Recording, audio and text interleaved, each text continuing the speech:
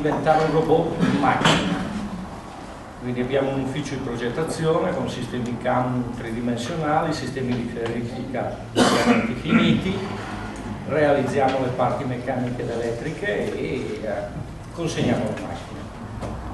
Questi sono esempi di una carrellata di macchine che facciamo, macchine per finitura di ruote, macchine per finitura di oggetti salvati in ferro, macchine adatte a lavorazioni di pezzi grandi e piccoli, presso fusi in alta pressione, macchina di taglio.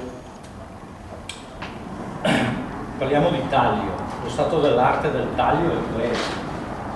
Generalmente una sega a nastro e un buon cristiano, musulmano, dipende dai paesi, davanti con le mani a pochi millimetri dall'utensile tagliente.